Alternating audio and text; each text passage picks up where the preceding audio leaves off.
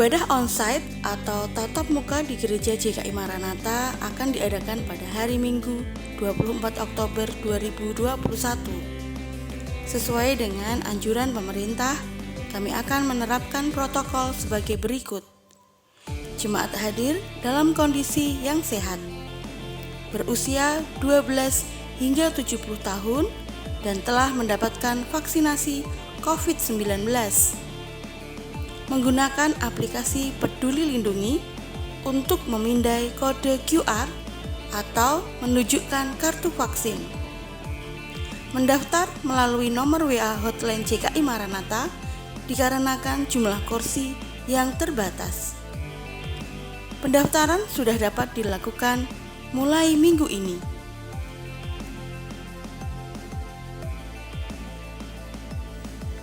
Kelas baptisan air akan dimulai pada hari Senin 11 Oktober 2021 pukul 6 sore via Zoom meeting.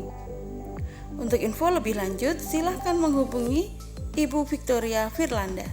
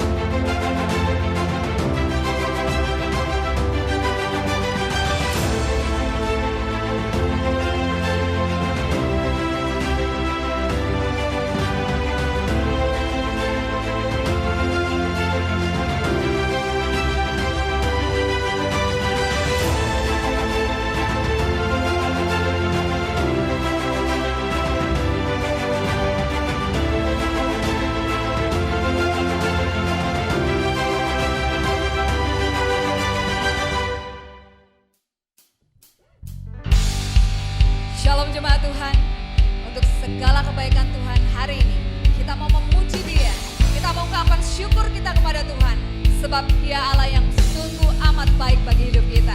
Haleluya.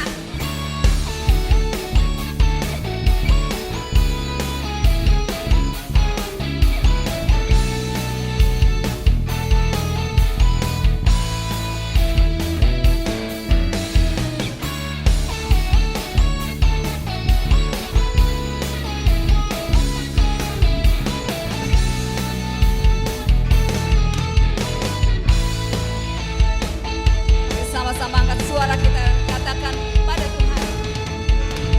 Dia mati bagiku, Dia bangkit bagiku, ya Tuhan Allah penyamaku. Kuasa maut dikalahkan, hidupku dipulihkan, ya Tuhan Allah kemenangan. Dia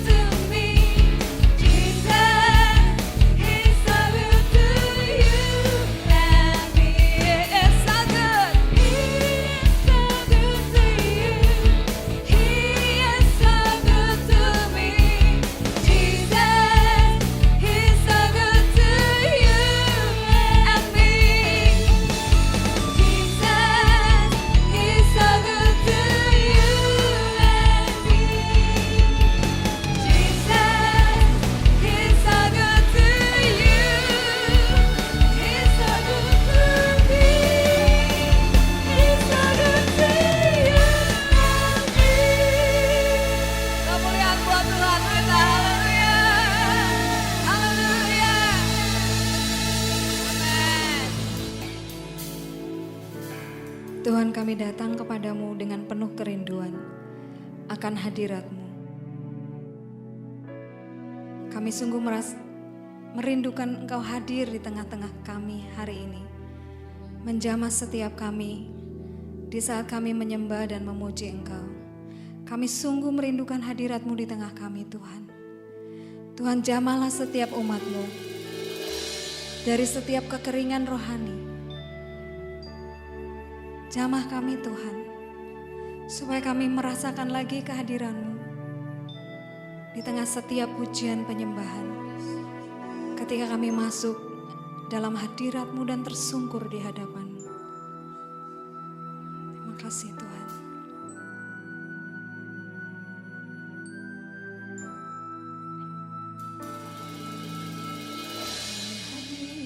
Di bait kudusnya, saat umat mencari wajah-Nya, berseru, berdoa, sujud menyembah, dan menikmati kehadiran-Nya. Tuhan mau dekat dengan umat-Nya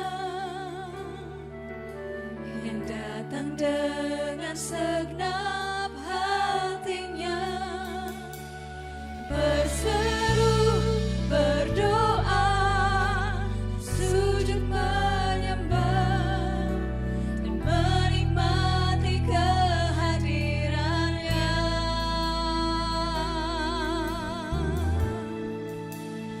Hadirat-Mu memenuhiku, hadirat kudus-Mu penuhi bait-Mu, dan ku tersungkur menyembah-Mu. Yang ku nampak hanya kemuliaan-Mu.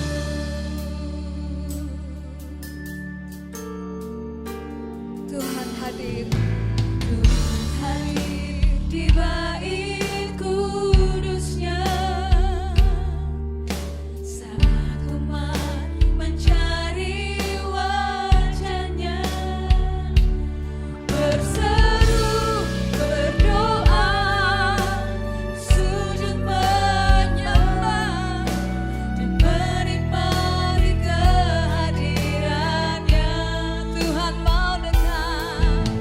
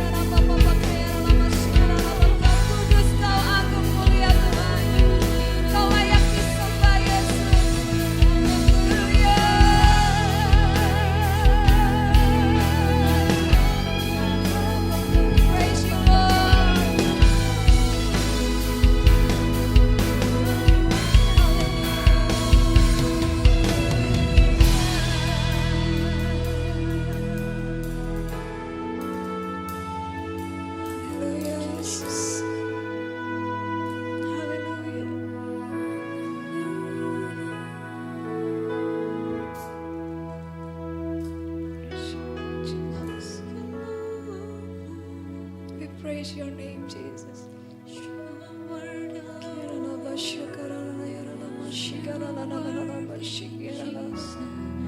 Hallelujah.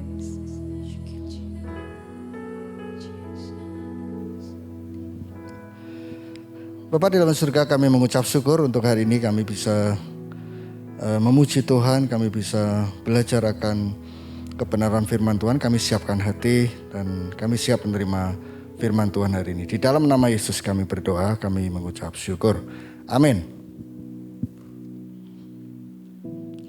Ya, shalom Bapak Ibu Saudara sekalian, saya bersuka cita hari ini kita bisa berjumpa kembali di ibadah hari Minggu. Kita masih berada di dalam tema tahunan ya, yaitu berjalan dalam tuntunan Tuhan. Hari ini kita akan belajar firman Tuhan sedikit saja tentang apa itu kerja keras dan bagaimana kita bisa menikmati di dalam kerja keras kita. Karena hari ini akan kita pelajari bersama di dalam Kolose 3 ayat 23 yang mengatakan demikian. Apapun juga yang kamu perbuat, perbuatlah dengan segenap hatimu, seperti untuk Tuhan dan bukan untuk manusia. Bapak Saudara, saya kemarin baru saja dari Solo mengantar anak-anak saya untuk ke sekolah dan saya sempat berjumpa dengan beberapa tetangga saya yang lama dulu dan kami berkumpul begitu ya di depan sebuah warung begitu dan kami ngobrol banyak sekali. Di sana saya ingat mereka ada yang memiliki profesi banyak sekali. Ada yang punya warung kelontong kecil begitu ya, atau buka warung wedangan ya. Wedangan itu kalau Bapak Saudara belum pernah tahu itu jualan nasi bungkus ya. Kalau di Solo itu ada nasi bungkus nasi bandeng begitu ya, dan hanya dengan es teh yang satu plastik harganya 1.000 perak. Ada juga yang mewarna mebel-mebel ya, pelitur begitu ya, atau di sana sering disebut tukang pelitur. Ada juga yang supir kendaraan angkutan barang begitu. Ada juga yang suka pekerjaannya itu memandikan piaraan ya, seperti anjing, kucing dan sebagainya. Macam-macam Bapak Saudara. Nah, salah satu dari mereka dalam obrolan itu mengatakan kepada saya, beliau adalah tukang pelitur begitu ya. Itu berkata sambil mengeluh begini, sambil mengangkat kursi yang dia warnai itu dan dimasukkan ke dalam gerobak pengangkut barang ya. Kenapa pekerjaan saya begini-begini terus ya? Kata dia, kapan saya bisa maju? Coba kalau saya tidak perlu kerja sama sekali seperti ini, ya pasti enak. Gitu. Nah Bapak Ibu, dalam obrolan itu ketika saya mendengar dia mengatakan itu seperti tukang pelitur itu Bapak Ibu ya. Banyak orang sekarang rupanya tidak suka kerja keras mungkin ya. Gitu ya. Bahkan satu di antara mereka juga seorang montir sepeda motor berkata, orang-orang menganggap kerja kasar itu tidak bergengsi ya, tidak keren begitu ya. Dia juga melanjutkan perkataannya, ya ini cuma pekerjaan sementara kok. Kalau ada yang lebih bagus, saya akan pindah. Nah, kenapa orang-orang tidak mau kerja keras ya? Ya saya berpikir mungkin saja pengaruh dari media sosial mungkin ya. Atau mungkin juga karena terpengaruh televisi gitu ya. Jadi mereka rupanya berpikir bahwa hidup enak itu adalah hidup yang mewah dan nyaman. Ya. Bahkan juga ada seorang penjual jasa potong rambut ya, tukang cukur begitu mengatakan, tetangga saya ini, orang bilang kalau masih harus kerja keras itu namanya belum sukses. Gitu ya. Ada satu lagi ya, seorang supir angkutan barang rupanya memiliki pendapat yang serupa. Dia berkata, orang sekarang maunya kerja sedikit, gaji banyak. Tapi Bapak Ibu hari ini saya ingin memberikan satu fakta, satu kenyataan bahwa banyak orang sukses itu suka bekerja keras. Ya, banyak orang sukses gemar akan kerja keras. Ya, rasanya puas kalau kita kerja keras kata mereka ya. Apalagi kalau tujuannya bagus. Ini nanti saya akan tunjukkan satu kesaksian bagaimana dia sukses dan dia mengatakan perkataan ini. Rasanya puas kalau kita kerja keras, apalagi kalau tujuannya bagus. Bahkan satu di antara mereka juga saya percaya dia orang Kristen. Dia mengatakan, saya yakin orang yang bahagia itu pasti orang yang mau kerja keras. Kalau kerjaan kita sedikit, kita bukannya bahagia loh. Tapi malah bosan katanya begitu. Nah saya berpikir kenapa dua orang terakhir ini yang saya lihat mereka adalah orang percaya. Bisa gemar, bisa suka kerja keras. Saya yakin Bapak Ibu, saya punya keyakinan karena mereka mengikuti nasihat-nasihat firman Tuhan. Nasihat-nasihat Alkitab. Nah hari ini Bapak Ibu, melalui Alkitab Tuhan menasihati kita untuk bekerja dengan rajin dan tekun. Bukannya menghindari kerja keras. Bahkan juga Tuhan hari ini mengajari kita bagaimana caranya kita bisa menikmati pekerjaan kita itu. Jadi pertanyaan untuk kita renungkan bersama hari ini. Bagaimana Tuhan ingin kita merasa puas dalam bekerja? Atau bagaimana cara kita bisa menikmati kerja keras kita itu? Di dalam Pengkhotbah 3 ayat 13 dikatakan, setiap orang hendaknya makan dan minum serta menikmati hal-hal baik untuk semua kerja kerasnya. Itu pun pemberian Allah. Jadi rupanya kerja keras adalah hal rohani juga Bapak Ibu Saudara ya. Jadi ada dua cara hari ini kita akan belajar bersama. Ada dua cara Tuhan agar kita menikmati pekerjaan dan merasa puas dalam bekerja atau dalam bekerja keras. Yang pertama, milikilah pandangan positif terhadap pekerjaan kita. Jadi miliki pandangan positif terhadap pekerjaan kita sendiri Bapak Ibu Saudara. Tidak soal pekerjaan kita itu menguras tenaga atau menguras pikiran atau bahkan menguras dua-duanya. Tetapi ada satu fakta firman Tuhan mengatakan segala macam kerja keras ada untungnya. Mari kita lihat di dalam Amsal 14 ayat 23. Dalam tiap jerih payah, dalam tiap kerja keras ada keuntungan. Yang percaya katakan amin. Tetapi kata-kata belaka mendatangkan kekurangan saja. Pertanyaannya, apa untungnya? Kata Amsal 14:23, dalam tiap kerja keras ada keuntungan. Apa untungnya? Bapak Ibu Saudara, saya ingin mengatakan satu fakta melalui Amsal 14 ayat 23 ini. Dengan kerja keras, kebutuhan materi kita akan tercukupi. Tuhan ingin kita melakukan tanggung jawab kita sendiri, yaitu mencari nafkah dengan rajin dan jujur. Memang di dalam salah satu ayat di Injil di Matius dikatakan bahwa Tuhan memelihara kita dengan sempurna. Untuk setiap orang-orang yang setia beribadah kepada Dia. Itu memang tanggung jawab Allah, memelihara kita dalam kesempurnaan kasih dan rahmat-Nya. Tetapi jangan lupa Bapak Ibu, Tuhan juga ingin kita melakukan tanggung jawab kita sendiri, yaitu mencari nafkah dengan rajin, dengan semangat, dengan jujur. Kita lihat di dalam 2 Tesalonika 3 ayat 10 dikatakan, jika seorang tidak mau bekerja, janganlah ia makan. Ini tanggung jawab yang harus kita emban bersama. Jadi dengan bekerja Bapak Saudara, kita sebenarnya memenuhi tanggung jawab kita itu. Ada satu pernyataan yang disampaikan oleh salah satu tetangga saya kemarin. Dia mengatakan bisa menafkahi diri sendiri itu sudah prestasi. Ini pernyataan yang sangat menarik bagi saya. Bisa menafkahi diri sendiri itu suatu prestasi.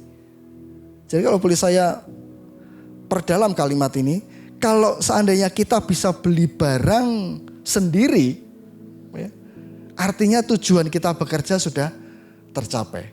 Kita akan melihat makna kalimat ini lebih dalam melalui kesaksian ini. Jadi ada salah satu tetangga saya yang sejak muda ketika dia menikah itu rupanya dia tidak memiliki latar belakang pendidikan yang mungkin sangat baik, yang sangat tinggi. Orang biasa saja. Dia ketika menikah, dia ditinggali warisan rumah dari orang tuanya yang sangat kecil ya. Sangat kecil dan dia harus hidup dengan kakaknya ya. Dan kakaknya juga menikah punya anak. Dia menikah, jadi satu rumah kecil itu dipakai bareng-bareng begitu ya. Dan dia hanya membuat satu warung kecil, warung wedangan namanya kalau di Solo ya. Jual nasi bungkus dan es teh dan es jeruk begitulah. Satu bungkus nasi itu harganya 2.000 Bapak Saudara. Nah sejak menikah, sejak muda dia jualan di warung wedangan itu. Tetapi kemarin ketika saya berjumpa dengan dia cerita anak satu-satunya, anak gadis satu-satunya sudah lulus SMA dan sekarang berhasil masuk kuliah di salah satu universitas terbaik di Indonesia yang ada di Yogyakarta. Saya percaya Bapak Saudara pasti tahu ya, sekolah yang sangat tua, sekolah yang sangat terkenal. Dan bulan ini adalah memasuki semester terakhir. Dia sudah mulai membuat skripsi Bapak Saudara. Dan yang membuat saya terenyuh ya, membuat saya juga bangga Anaknya ini cukup berprestasi Bapak ya. Anak keluarga yang sangat sederhana, buka warung wedangan saja ya. Dia berkata bahwa meskipun anak saya sekolah di sekolah yang baik, sekolah yang punya negara begitu ya, tetapi juga ada tanggung jawab biaya yang harus dipenuhi ya. Untuk biaya kuliah juga tidak murah ya. Sekalipun juga demikian dia harus kontrak di Jogja sana dengan biaya living cost ya, biaya hidup yang tidak murah juga. Tetapi bertahan, survive sampai tingkat terakhir dan sekarang sedang menyusun skripsi. Hanya dengan bekerja jualan nasi bungkus. Ya. Hampir saya tidak percaya, tetapi ini fakta Bapak Ibu. Jadi ketika dia mengatakan bisa menafkahi diri itu suatu prestasi. Jadi sekali lagi, kalau kita bisa beli barang sendiri, atau beli segala sesuatu, kita memenuhi kebutuhan bahkan untuk anak-anak kita, untuk masa depan mereka dan sebagainya. Artinya tujuan kita bekerja sudah tercapai. Itulah alasannya kerja keras itu menghasilkan kepuasan yang mendalam. Saya percaya Bapak Saudara pasti setuju dengan kalimat itu. Itulah alasannya kerja keras menghasilkan kepuasan yang mendalam. Sekali lagi, jadi mari kita memiliki pandangan yang positif terhadap pekerjaan kita. Yang kedua Bapak Saudara, bekerjalah sepenuh hati. Bekerja dengan sebaik-baiknya. Tuhan memuji pria yang terampil dalam pekerjaannya. Tetapi juga Tuhan memuji wanita yang senang bekerja dengan tangannya. Kita perhatikan dua ayat ini Bapak Ibu. Amsal 22 ayat 29 dikatakan, pernahkah engkau melihat seorang pria yang cakap dalam pekerjaannya, yang terampil dalam pekerjaannya? Di hadapan raja-raja ia akan berdiri, bukan di hadapan orang-orang yang hina. Yang kedua, Amsal 31 ayat 13. Ia ini seorang wanita. Ia mencari bulu domba dan rami dan senang bekerja dengan tangannya. Jadi sebenarnya begini Bapak Saudara, kita bisa menyukai pekerjaan apapun asalkan kita berupaya menjadi terampil dan semakin terampil dan semakin terampil. Kita akan puas kalau kita kerja sebaik-baiknya. Kita akan puas kalau kita bekerja dengan sungguh-sungguh hati dan melihat hasilnya. Sebaliknya Bapak Saudara, kita tidak mungkin puas kalau cuma kerja asal-asalan dan ala kadarnya. Ya tentu saja dalam kita bekerja keras, kita tidak otomatis terampil bukan? Ya. Dan jika kita kurang terampil dalam pekerjaan, kita dalam bekerja tidak mau berupaya untuk semakin terampil. Ya. Dan pada waktu kita kurang terampil dalam pekerjaan, biasanya kita kurang suka pekerjaan itu. Betul ya? Ini fakta di lapangan terjadi seperti ini. Ya tidak heran banyak orang tidak menikmati pekerjaan, tidak menyukai pekerjaan mereka sendiri karena mereka kurang atau tidak tertarik untuk berusaha menjadi terampil dan semakin terampil. Jadi kalau boleh saya simpulkan penjelasan ini dengan satu kalimat, kerja keras adalah cara kerja terbaik. Kerja keras adalah cara kerja terbaik. Kalau memang mau kerja keras, kerjalah dengan sungguh-sungguh. Hari-hari ini banyak pengaruh-pengaruh yang saya kira tidak selalu tepat ya. Kerja dengan pandai ya. Work smart bukan work hard katanya begitu ya. Ya saya tidak sepenuhnya setuju. Seolah-olah kalimat-kalimat seperti itu menganggap enteng atau meremehkan yang namanya kerja keras. Orang sudah tidak tertarik lagi kerja keras, lebih tertarik kerja dengan pandai ya. Work smart ya. Nampaknya work smart, tapi rupanya kalimat ini bisa menjerumuskan banyak orang untuk tidak lagi tertarik dengan kerja keras. Jadi rupanya kerja keras adalah cara terbaik di dalam kerja. Atau kerja keras adalah cara kerja yang terbaik yang bisa kita lakukan dalam pekerjaan kita. Jadi kalau memang mau kerja keras Bapak Saudara, marilah kita bekerja dengan sungguh hati. Jadi sekali lagi yang kedua, bekerjalah sepenuh hati. Yang ketiga, yang terakhir Bapak Saudara, berbuatlah lebih daripada yang diminta. Seorang guru besar yang namanya Yesus ya, pernah mengajar di kelasnya di sebuah bukit ya. Dan ia berkata demikian Bapak Ibu di dalam Matius 5 ayat 41. Ya. Kalau seorang penguasa memaksa kalian memikul barang sejauh 1 kilometer, pikulah sejauh 2 kilometer. Bagaimana kita bisa mengikuti nasihat guru ini ya, dalam pekerjaan kita? Bagaimana kita bisa mengikuti nasihat metode Yesus ini dalam pekerjaan kita Bapak Saudara? Jadi daripada kita bekerja sekadarnya, ya, seadanya, mari kita mencari cara untuk berbuat lebih banyak daripada yang diminta.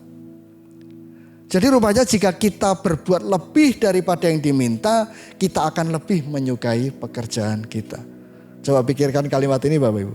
Jika kita berbuat lebih daripada yang diminta, kita akan lebih menyukai pekerjaan kita. Mengapa? Ya karena kitalah yang menentukan tindakan kita sendiri. Betul ya? Mengapa kita berbuat lebih dari yang kita minta? Itu kita semakin menyukai pekerjaan kita ya. Karena kitalah yang menentukan tindakan kita sendiri. Maksudnya kita memberi lebih karena kita memang ingin. Bukan karena kita dipaksa. Kita perhatikan di dalam Filemon 14 atau Filemon 1 ayat 14 dikatakan, aku ingin supaya engkau berbuat baik bukan karena paksaan, melainkan karena keinginanmu sendiri.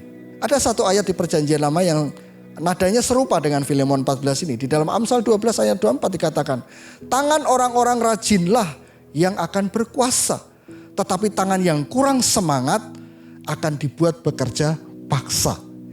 Jadi rupanya kebanyakan dari kita mungkin tidak diperbudak atau melakukan kerja paksa hari-hari ini Bapak Saudara.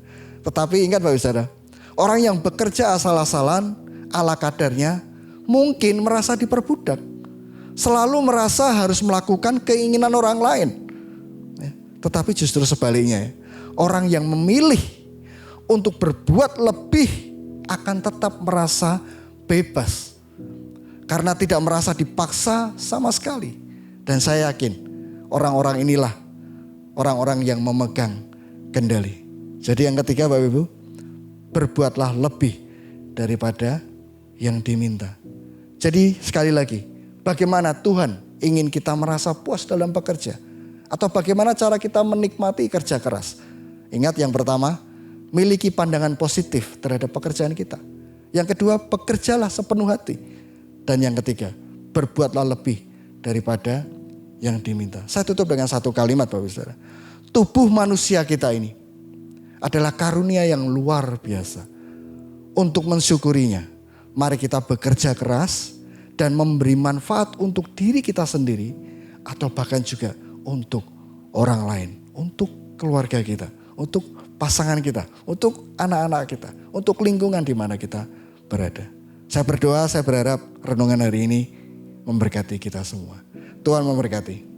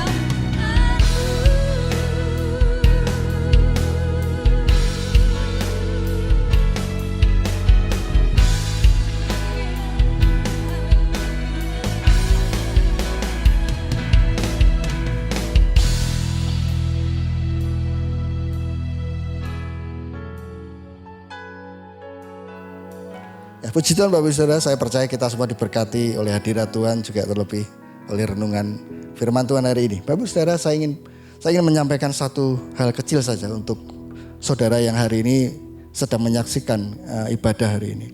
Jika Bapak Ibu Saudara hari ini baru pertama kali mendengar akan renungan seperti ini, atau baru saja Bapak Ibu Saudara mendengar nama Yesus.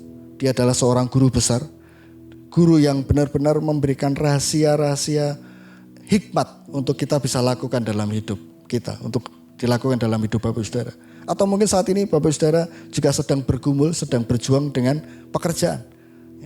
Saya percaya Tuhan Yesus, guru besar itu hari ini sedang berbicara secara pribadi kepada Bapak Ibu Saudara. Oleh sebab itu kalau Bapak Ibu Saudara ingin mengalami terobosan dalam hidup, dalam keluargamu, dalam pekerjaanmu, Tuhan Yesus siap menolong Bapak Ibu Saudara.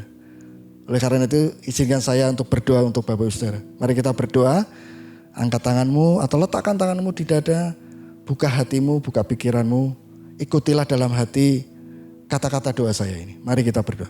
Tuhan, terima kasih hari ini aku mendengar bahwa ada satu pribadi yang namanya Yesus Kristus. Dia adalah seorang guru besar, bahkan juga dia adalah juru selamat. Lebih daripada itu juga dia adalah Tuhan sendiri. Hari ini aku bersuka cita mendengar kabar ini, bahwa sekalipun aku dalam pergumulan hidup, pergumulan pekerjaan, pergumulan rumah tangga dan sebagainya, aku percaya Engkau guru besar itu, juru selamat itu, bahkan Tuhan itu sendiri akan menolong saya.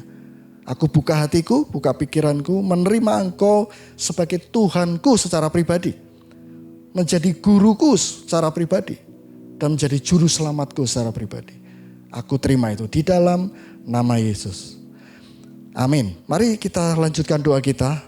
Kita berdoa untuk bangsa dan negara kita. Tuhan, kami berdoa untuk pemerintah, untuk bangsa negara ini. Kami berdoa damai sejahtera Tuhan, kesejahteraan yang dari Tuhan itu penuh atas bangsa kami. Semua orang, setiap masyarakat akan mengalami pertumbuhan, baik di dalam finansial, dalam pendidikan, di dalam rumah tangga, segala aspek kehidupan. Setiap insan manusia Indonesia akan mengalami perubahan di dalam Tuhan. Terima kasih Tuhan. Dan kami bersyukur hari ini kami menikmati hadirat Tuhan, menikmati kebenaran firman Tuhan. Itu semua akan menolong kami untuk hidup semakin serupa dengan Kristus. Mari jemaat Tuhan, angkat tanganmu, buka hatimu, arahkan pandanganmu kepada surga. Kita terima berkat yang dari Tuhan. Tuhan memberkati engkau dan melindungi engkau. Tuhan menyinari engkau dengan wajahnya dan memberikan engkau kasih karunia. Tuhan menghadapkan wajahnya kepadamu dan memberikan engkau damai sejahtera sepanjang minggu ke depan. Kau akan diberkati Tuhan dan menjadi berkat bagi banyak orang. Tuhan menetapkan engkau menjadi kepala dan bukan ekor. Kau akan terus berjalan semakin naik dan tidak turun.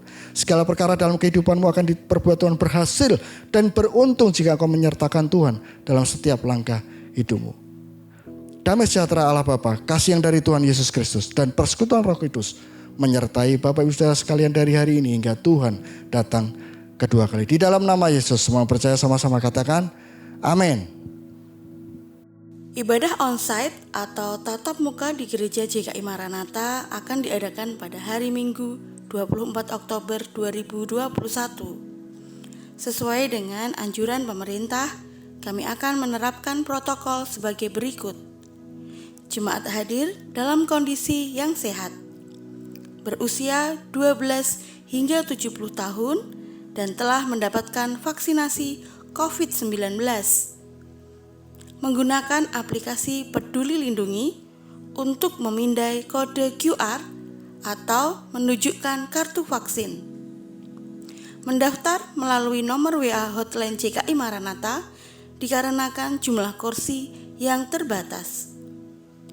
Pendaftaran sudah dapat dilakukan mulai minggu ini.